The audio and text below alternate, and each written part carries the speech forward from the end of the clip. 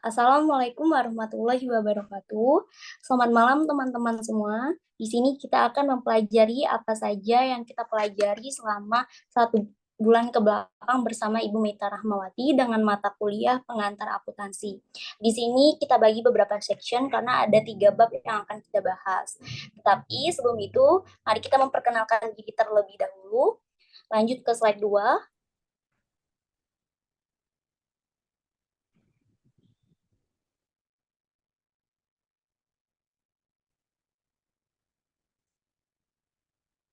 Baik, perkenalkan nama saya Cinda Nova Syarwari dan rekan-rekan saya. Saya Feby Salsabila. Saya Salsa Alficia Tripani. Saya Adinda Putra Asifah. Saya Revalia Barokah. Saya Nasma Syahda. Saya Nur Syafial Karima. Oke, lanjut ke slide 3.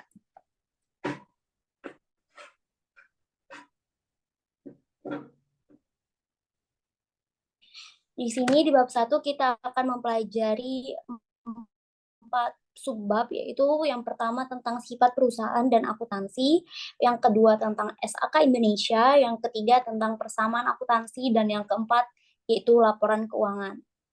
Oke, next.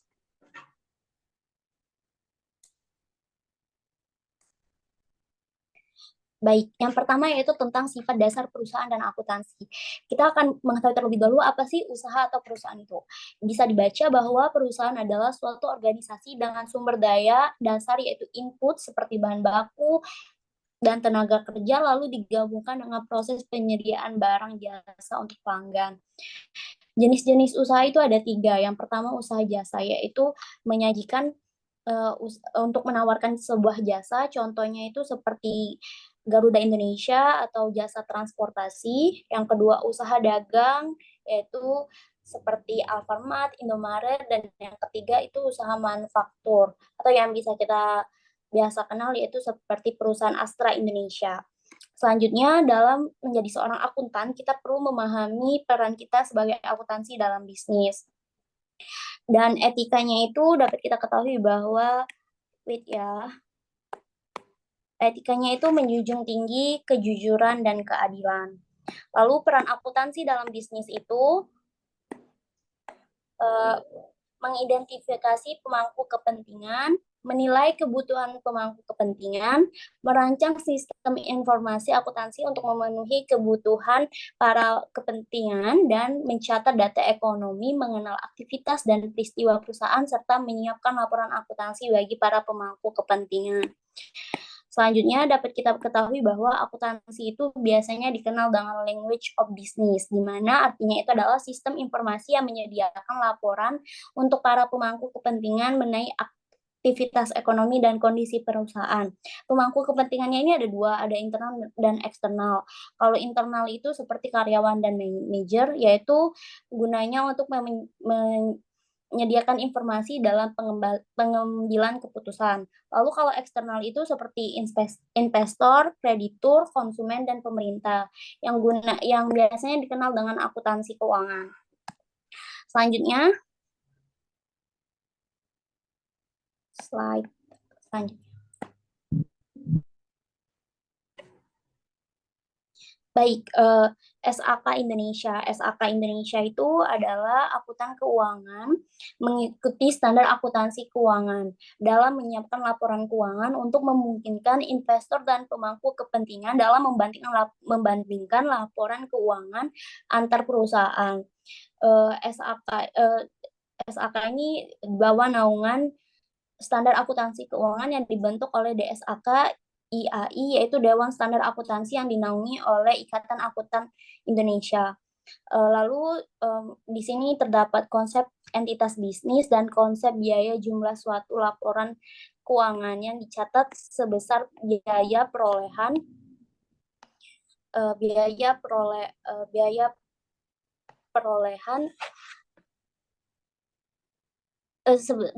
perolehan meliputi harga beli dan semua biaya sampai pos tersebut. Selanjutnya kita akan mempelajari tentang jenis-jenis entitas bisnis, yaitu ada 4, ada perusahaan perseorangan, persekutuan, korporasi, dan koperasi. Perusahaan perseorangan ini artinya didirikan oleh satu orang, di mana berarti biaya pengelolaannya itu rendah dan sumber dayanya itu sebatas yang dimiliki pemilik usahanya saja. Contohnya itu digital printing. Kalau persekutuan itu dikenal seperti firma atau CP, yaitu yang dimiliki 2 atau lebih individu dan menggabungkan berbagai kemampuan yang mereka miliki. Contohnya itu PwC Indonesia. Yang ketiga itu korporasi, di mana itu diterapkan oleh usaha berskala besar oleh entitas hukum terpisah yang dikenakan pajak. Contohnya itu PT Pertamina Persero, PLN, dan lain-lain. Lalu koperasi. Koperasi ini dikelola oleh dan untuk anggotanya sendiri. Contohnya itu ada koperasi sekolah. Lalu selanjutnya next.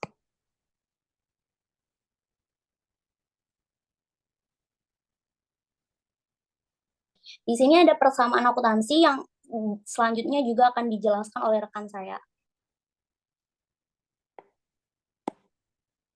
Oke, jadi selanjutnya adalah persamaan akuntansi. Jadi sumber daya yang dimiliki atau dikendalikan oleh perusahaan itu disebut aset. Contohnya ada kas, tanah, gedung, dan peralatan. Hak aset biasanya dibagi berdasarkan jenis-jenis pemiliknya. Nih ada kreditur dan hak pemilik. Kalau hak kreditur itu kita biasanya nyebut sebagai utang perusahaan dan atau liabilitas, dan aset milik pemilik disebut ekuitas atau modal. Jadi persamaan dasar akuntansi yaitu aset sama dengan liabilitas plus ekuitas pemilik. Oke, next. Nah, selanjutnya ada laporan keuangan atau financial statement. Jadi jenis laporan keuangan itu ada 5. Yang pertama laporan laba rugi, laporan ekuitas pemilik, laporan posisi keuangan, laporan arus kas, dan yang terakhir catatan atas laporan keuangan atau CACLK. Jadi yang pertama, laporan laba rugi merupakan ringkasan pendapatan dan beban untuk suatu periode waktu tertentu yang biasanya dipilih oleh perusahaan tersebut. Bisa 1 bulan, 3 bulan sekali, 6 bulan sekali, atau bahkan 1 tahun sekali. Laporan ini menyajikan pendapatan dan beban untuk waktu periode tertentu berdasarkan konsep pengaitan atau matching konsep. Jika pendapatan lebih besar daripada beban, maka perusahaan ini bisa kita sebut sebagai laba atau untung, dan jika bebannya melebihi pendapatan, maka disebut rugi net atau net loss. Lalu yang kedua, laporan ekuitas pemilik atau laporan perubahan modal. Jadi, laporan ekuitas pemilik ini isinya ringkasan perubahan dalam ekuitas pemilik dan merangkum transaksi-transaksi yang berhubungan dengan modal pemegang saham yang terjadi selama periode waktu tertentu, bisa seperti tadi, bisa 1 bulan, 3 bulan, 6 bulan, ataupun 1 tahun. Selanjutnya adalah laporan posisi keuangan. Jadi, likuiditas pemilik pada waktu tertentu. Biasanya pada tanggal terakhir dari bulan atau tahun tertentu. Bagian aset laporan keuangan ini biasanya menyajikan aset berdasarkan kos yang paling mudah diubah menjadi uang tunai atau digunakan dalam perusahaan, operasional perusahaan. Contohnya kas, piutang usaha, perlengkapan, tanah, dan lainnya. Lalu yang keempat ada laporan arus kas. Jadi laporan arus kas ini berisi ringkasan penerimaan dan pembayaran untuk periode waktu tertentu. Laporan ini terdiri dari 3 bagian, yaitu aktivitas operasi. Jadi aktivitas operasi ini adalah ringkasan penerimaan dan pembayaran dari kas aktivitas operasi. Lalu yang kedua ada aktivitas investasi. Ini biasanya berupa transaksi kas untuk pembelian dan penjualan aset yang sifatnya permanen atau disebut aset tetap. Lalu yang terakhir ada aktivitas pendanaan. Kalau aktivitas pendanaan ini berisi transaksi kas yang berhubungan dengan investasi kas oleh pemilik, peminjam, dan penarikan oleh kas pemilik. Lalu yang terakhir ada catatan atas laporan keuangan atau CALK. Jadi catatan laporan keuangan ini menyajikan informasi tentang penjelasan atau daftar perinci atau analisis dari nilai suatu pos yang disajikan dalam rangka perungkapan yang memadai. Jadi tujuan CALK ini adalah memberikan informasi tambahan kepada pembaca laporan keuangan dan membantu menjelaskan perhitungan item tertentu sehingga bisa membantu untuk memutuskan keputusan. Lalu ada hubungan antar keterkaitan laporan.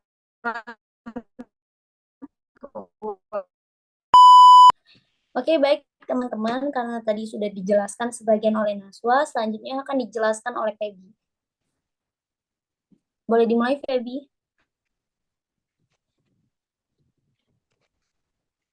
Oke. Karena tadi ada kesalahan teknis sedikit, jadi saya akan mengulangi hubungan antara keterkaitan antar laporan keuangan. Yang pertama, laporan laba rugi dan laporan ekuitas pemilik. Nah, laba atau rugi neto yang muncul dalam laporan ekuitas pemilik sebagai penambahan laba atau neto, dan pengurangan akan menjadi rugi neto dari ekuitas pemilik awal dan pertambahan investasi lain oleh pemilik selama periode berjalan. Lalu, laporan ekuitas pemilik dan laporan posisi keuangan. Modal pemilik pada akhir periode laporan ekuitas pemilik juga muncul di laporan posisi keuangan sebagai modal pemilik. Yang terakhir, laporan posisi keuangan dengan laporan arus kas. Kas di laporan posisi keuangan juga muncul sebagai kas akhir periode di laporan arus kas. Oke, selanjutnya. Nah, di sini beberapa contoh laporan laba rugi, laporan ekuitas pemilik, laporan posisi keuangan, dan laporan arus kas yang saya buat sendiri. Dan alhamdulillah hasilnya balance ya guys ya. Bisa dilihat sendiri bagaimana cara formatnya. Itu sama kayak di buku sih, tapi cuman angkanya yang beda. Kalau mau lebih jelas atau mau contoh yang lainnya, ada di halaman 20 di buku pengantar akuntansi 1. Nah, lanjut aja.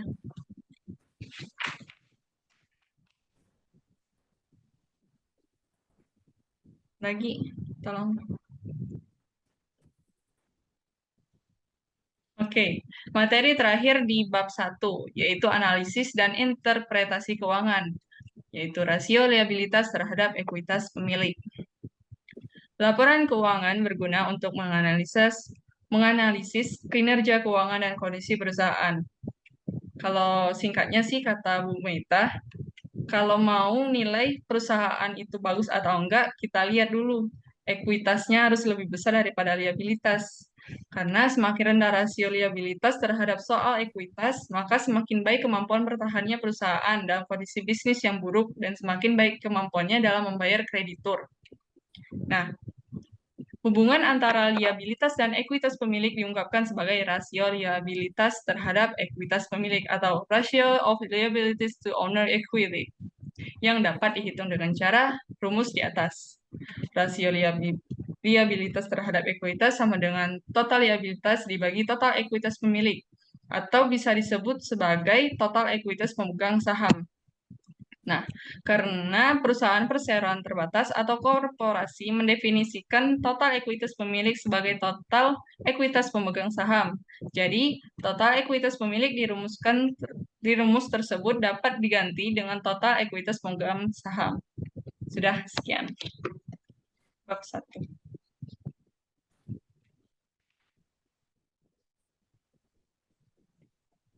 Oke, baik teman-teman, kita akan lanjut ke bab 2. Lanjut ke slide bab 2. Di sini kita akan mempelajari tentang analisis transaksi yang akan dijelaskan oleh rekan saya. Silakan boleh dimulai.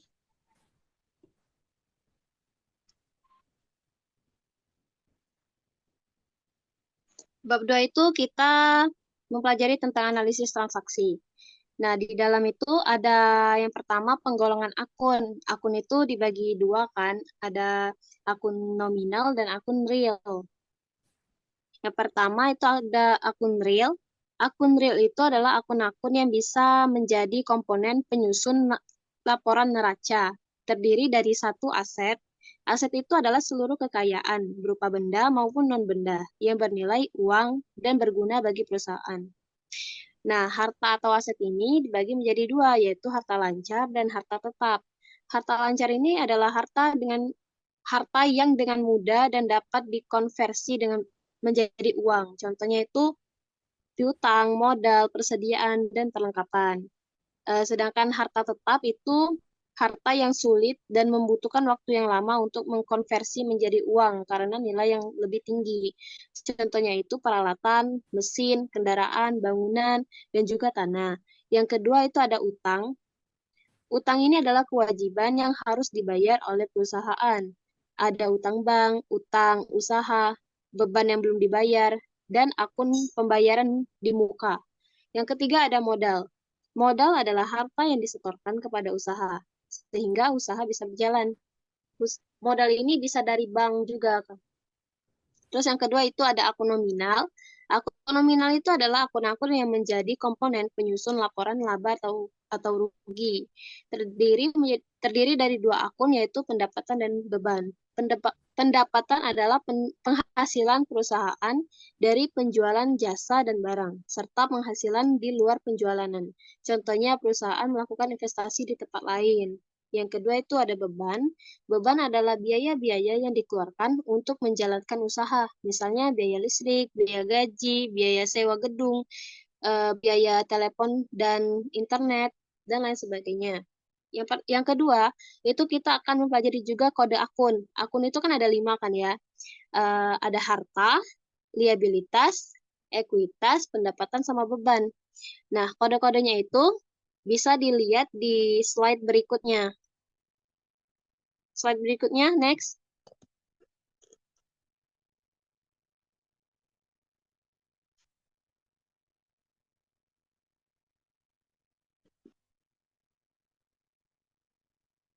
Nah, ini dia ya. Bisa dilihat kode dari 5 akun tersebut.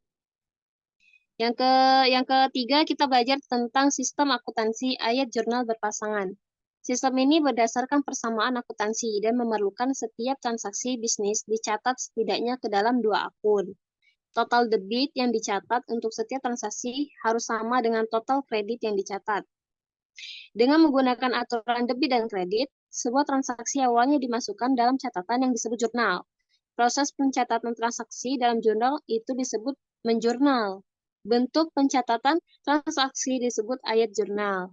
Proses untuk menganalisis transaksi ini dengan menggunakan sistem ayat jurnal berpasangan dirangkum sebagai berikut. Yang pertama, baca dengan teliti uraian transaksi untuk menentukan akun-akun yang terpengaruh oleh transaksi tersebut. Apakah aset, liabilitas, ekuitas pemilik, pendapatan, beban, atau price.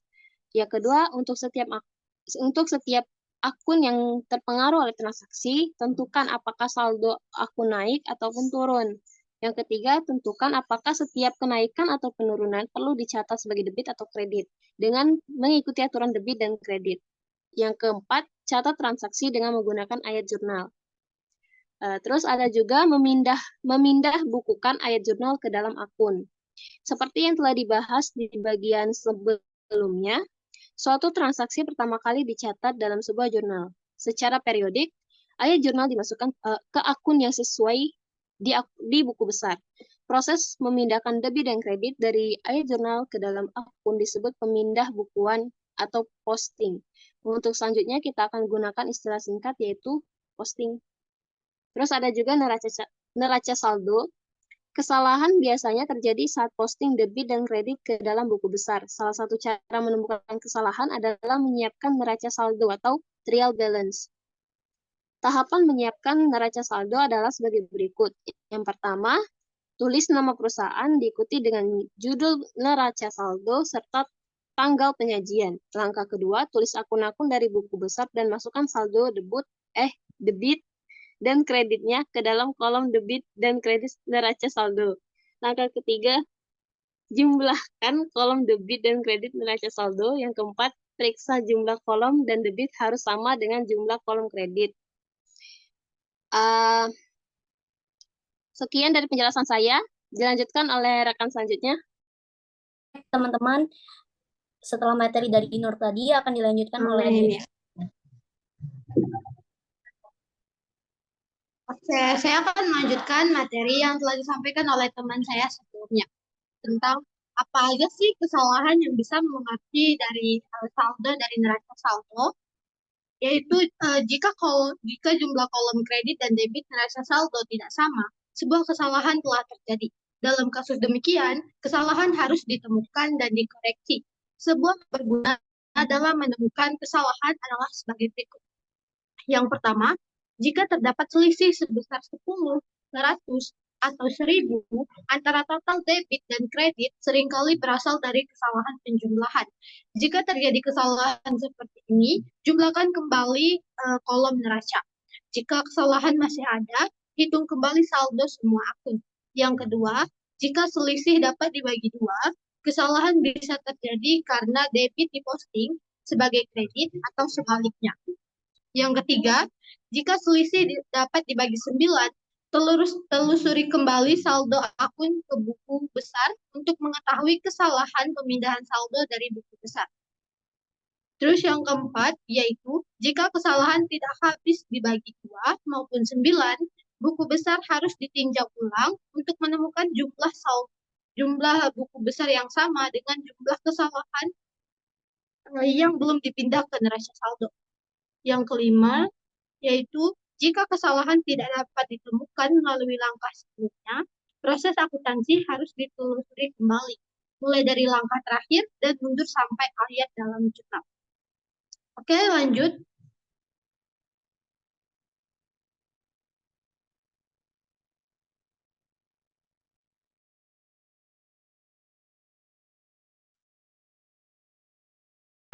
Oke, terus adakah kesalahan? Oke, aku mulai ya.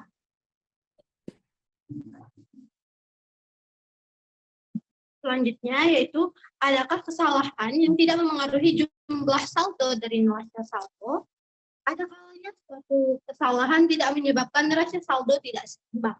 Kesalahan ini bisa jadi ditemukan ketika menyiapkan neraca saldo atau ditunjukkan oleh saldo tidak bisa suatu akun.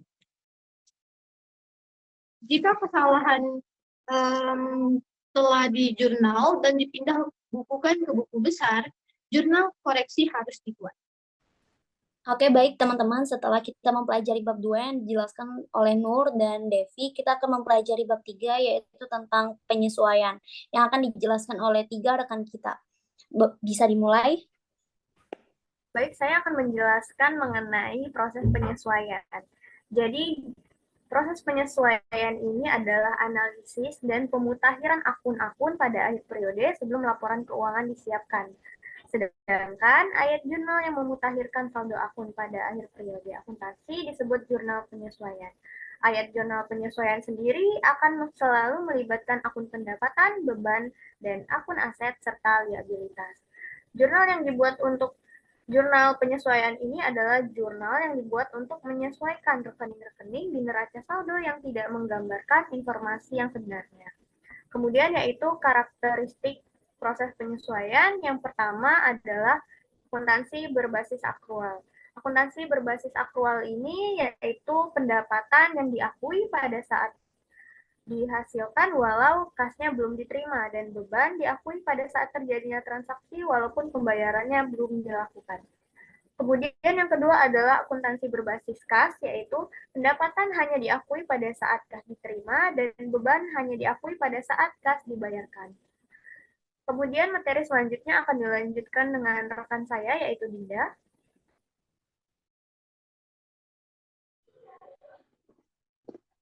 Nah, baiklah, saya akan menjelaskan alasan beberapa akun perlu untuk disesuaikan.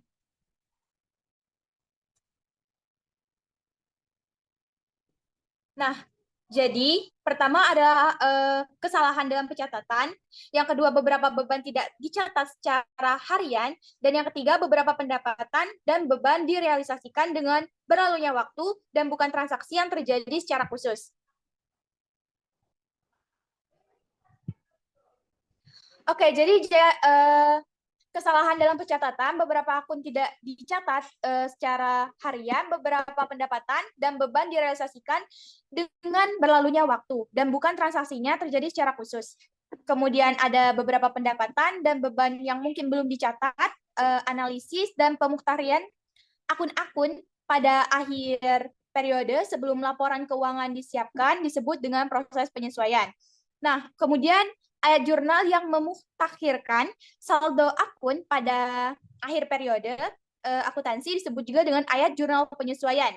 Nah, seluruh ayat jurnal penyesuaian mempengaruhi paling tidak satu akun laba rugi dan satu akun laporan posisi keuangan. Jadi ayat jurnal penyesuaian akan selalu melibatkan akun pendapatan dan beban serta akun aset atau liabilitas. Nah, kemudian saya akan menjelaskan jenis akun-akun yang memerlukan penyesuaian, yaitu yang pertama, beban dibayar di muka, prepaid expenses. Beban dibayar di muka ini adalah beban yang akan datang yang awalnya dicatat sebagai aset karena kasnya sudah dibayar, namun asetnya ini berubah menjadi beban karena seiringnya waktu berlalu. Nah, kemudian ada pendapatan diterima di muka, unit net revenues, merupakan penerimaan awal atas pendapatan di masa depan dan dicatat sebagai liabilitas saat kas diterima. Kemudian ada pendapatan yang masih diterima di muka, ialah pendapatan yang telah diterima hasilnya namun belum diterima kasnya. Dan yang terakhir yaitu beban yang masih harus dibayarkan, ialah beban yang terjadi tetapi belum tercatat dan belum dibayarkan. Contohnya adalah upah, gaji. Nah, kemudian saya akan menjelaskan secara ringkas akun penyesuaian ini. Nah, bisa kita lihat dari halaman 127 buku pengantar akuntansi. Oke, next.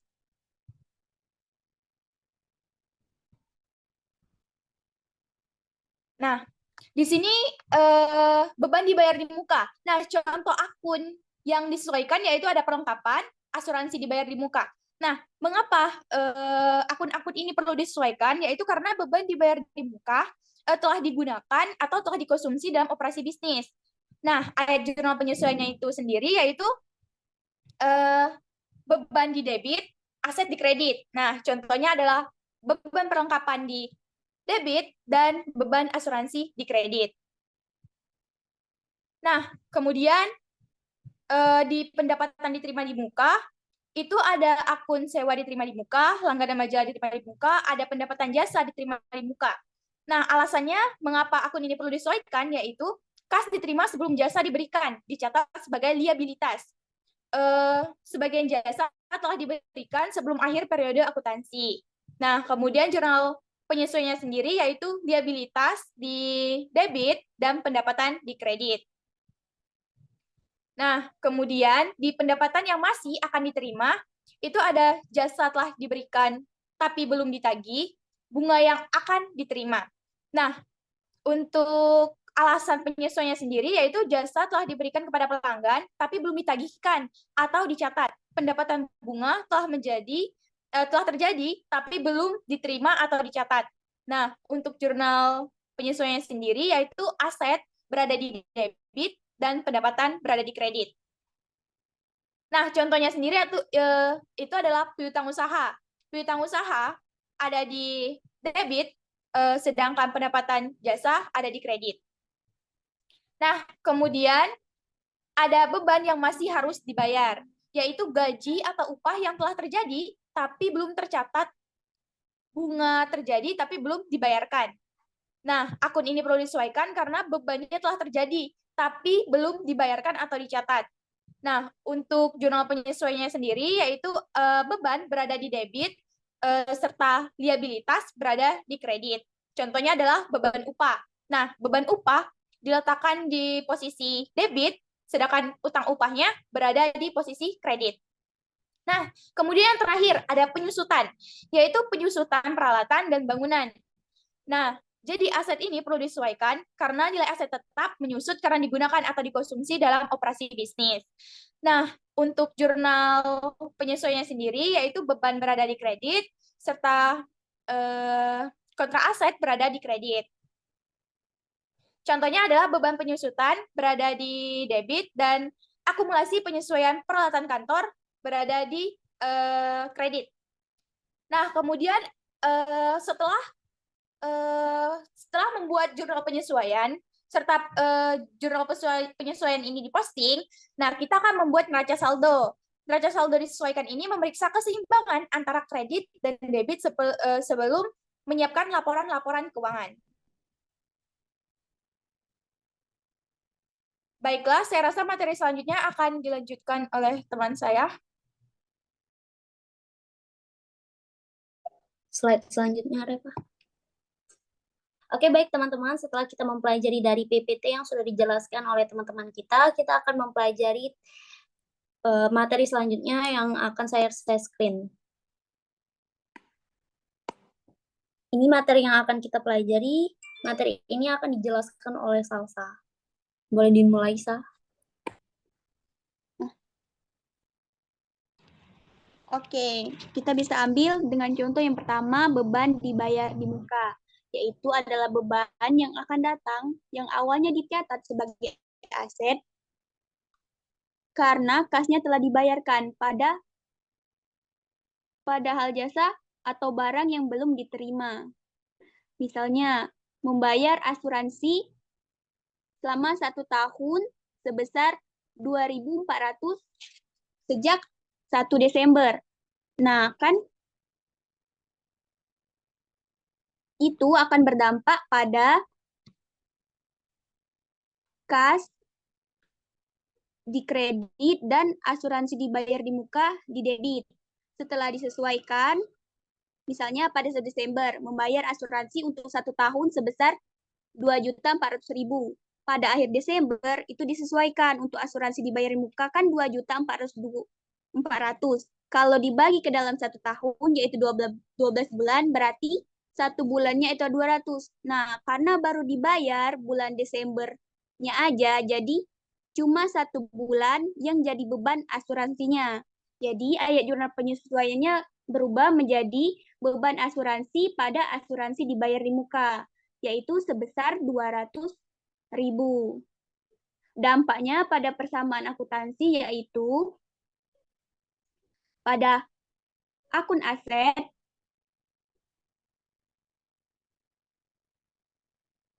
saldonya 2.400.000 dan 200-nya di kredit. Dan Oke, baik teman-teman, karena tadi ada kesalahan teknis, maka penjelasan selanjutnya akan dijelaskan kembali oleh Salsa. Silakan dimulai. Oke, kita ulang. Setelah jurnal penyesuaian dicatat dan diposting ke buku besar, akun asuransi dibayar di muka memiliki saldo debit 2.200.000. Saldo ini mencerminkan aset yang akan menjadi beban di masa mendatang. Akun beban asuransi memiliki saldo debit 200.000, yaitu beban untuk periode ini. Jika jurnal penyesuaian atas beban asuransi tadi tidak dicatat, laporan keuangan yang disiapkan per tanggal 31 Desember akan menjadi salah saji. Dalam laporan laba rugi, saldo beban asuransi akan kurang catat sebesar 200.000 dan laba bersih akan lebih catat sebesar 200.000. Di laporan posisi keuangan, saldo asuransi dibayar di muka akan lebih catat sebesar 200.000 karena laba bersih meningkatkan ekuitas pemilik juga. Akan lebih catat sebesar 200.000 di laporan posisi keuangan. Oke, saya rasa sudah cukup. Oke, baik teman-teman, setelah penjelasan yang sudah kita jabarkan tentang materi pengantar akuntansi dari ketiga bab tersebut, mungkin ada dari kita yang belum paham atau masih ingin diketahui tentang hal tersebut, kita buka sesi tanya jawab.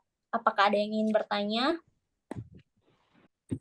Mohon maaf sebelumnya, sebelum sesi tanya jawab, saya mau minta izin untuk memberi contoh soal, beberapa contoh soal mengenai penyesuaian. Jadi saya akan share screen mengenai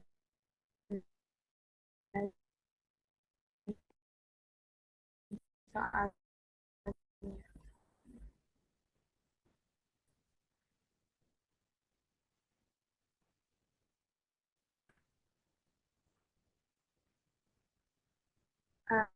Udah kelihatan?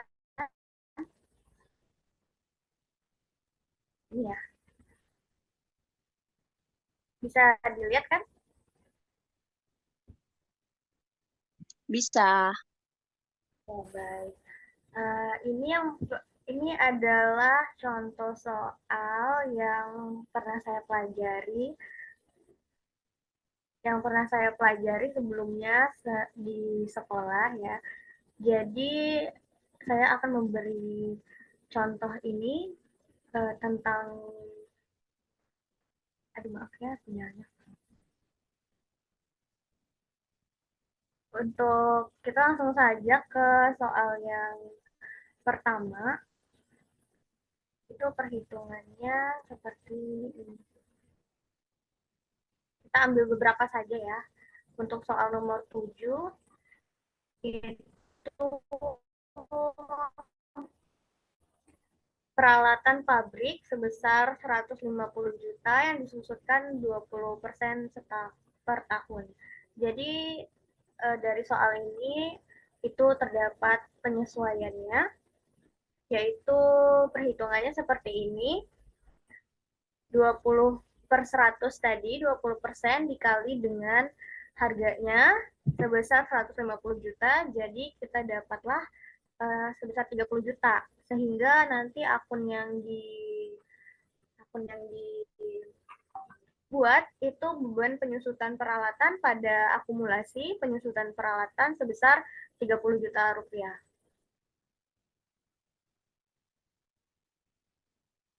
Lalu soal selanjutnya saya mengambil contoh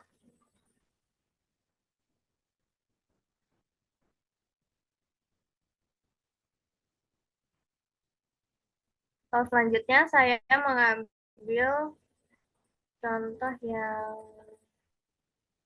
bentar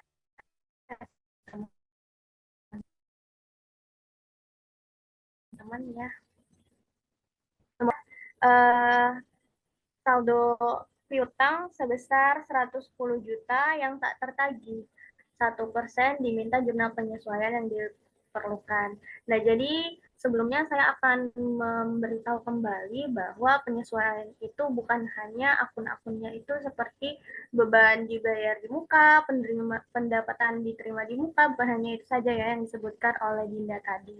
Jadi, piutang yang tak tertagih atau kerugian piutang itu juga perlu disesuaikan karena contohnya seperti ini ya.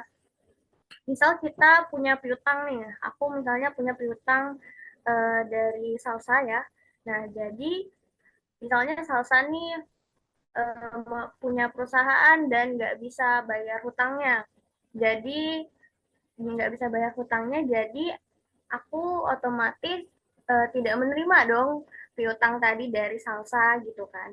Nah, jadi aku ini harus punya cadangan kerugian piutang untuk menutupi kerugian aku tadi seperti itu.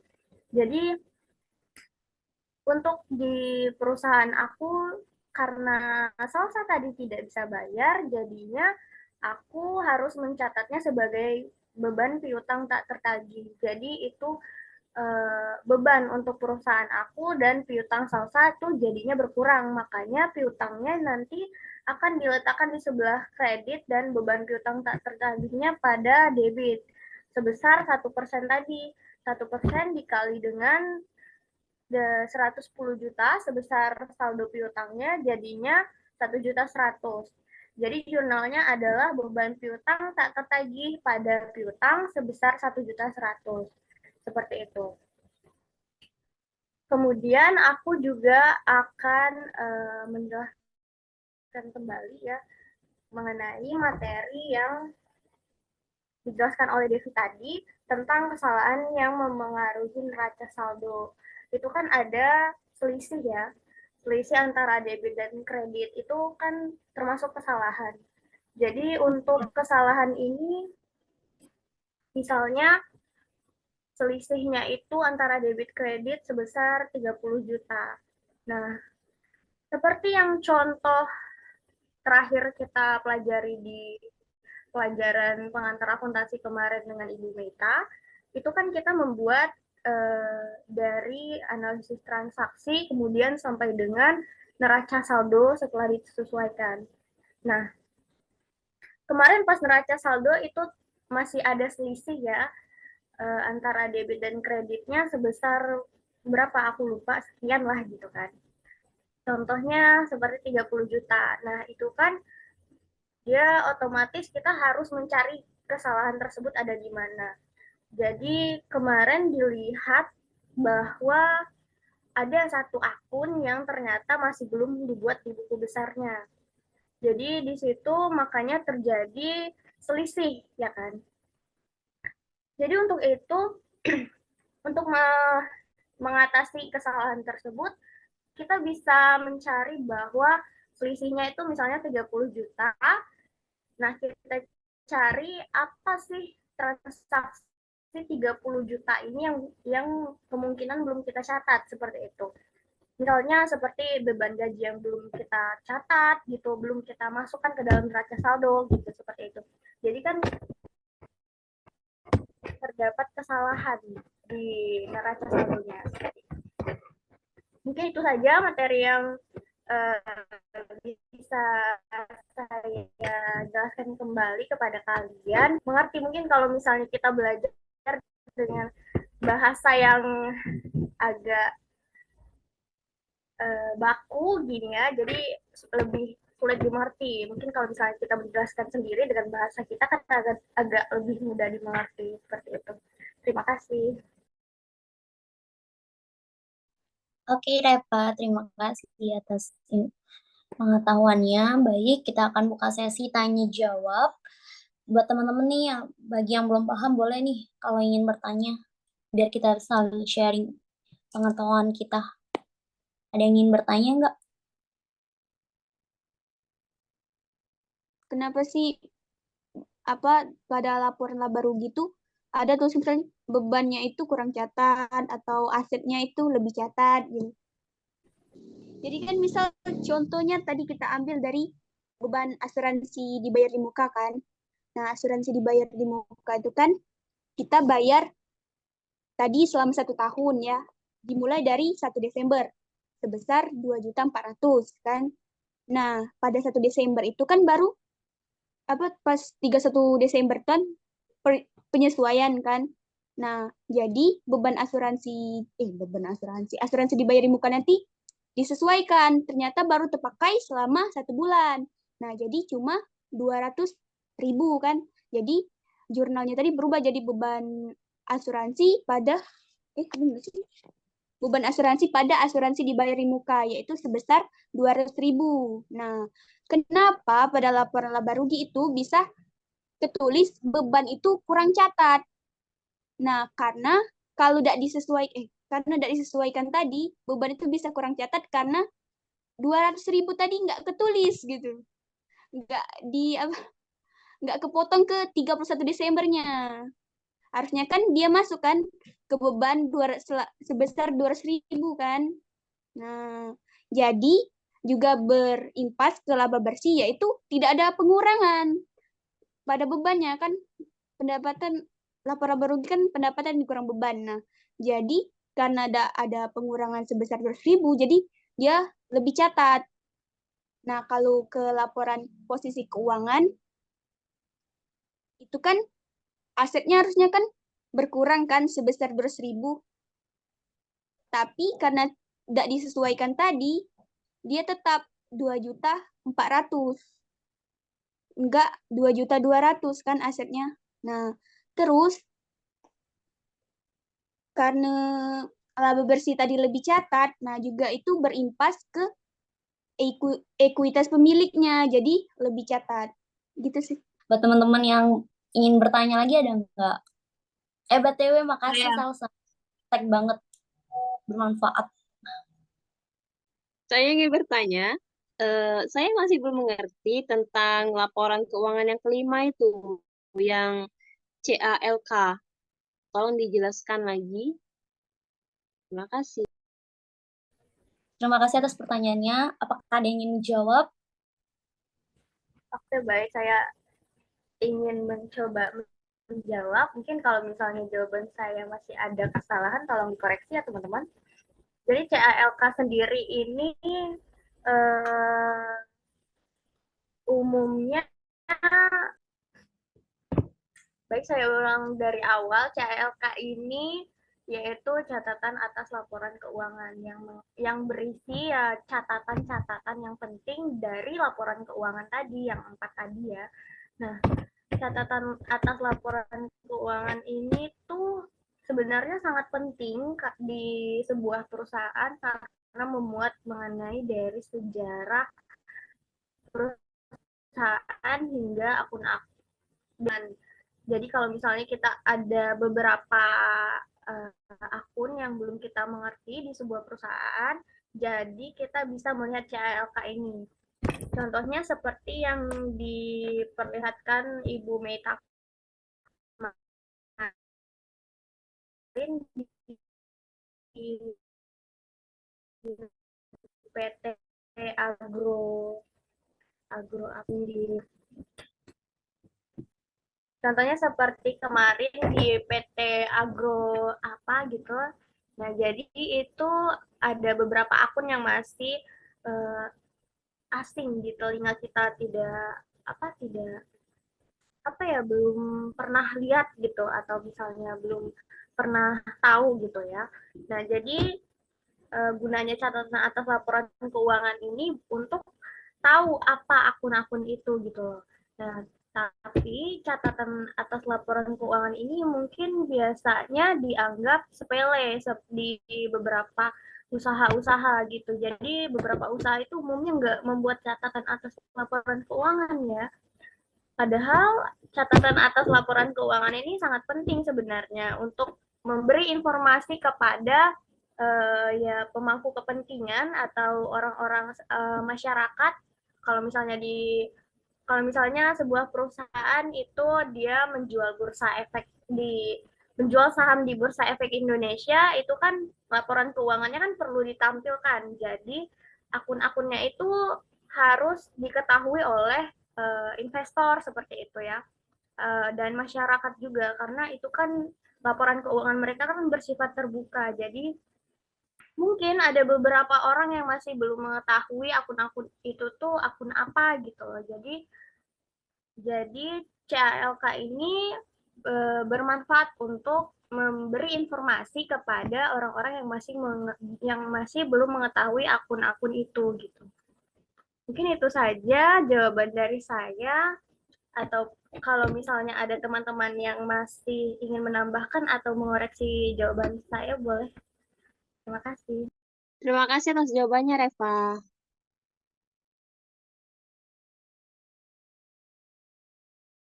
Oke, baik teman-teman, setelah penjelasan materi dan diskusi yang sudah kita bahas, semoga kita dapat paham apa saja yang sudah kita pelajari selama 1 bulan terakhir tentang pengantar akuntansi.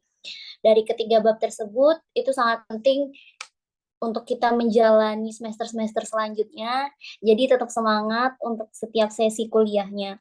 Saya rasa sudah cukup untuk malam ini. Terima kasih atas partisipasinya, terima kasih atas waktunya. Demikian, saya akhiri. Wassalamualaikum warahmatullahi wabarakatuh. Waalaikumsalam warahmatullahi wabarakatuh. Terima kasih.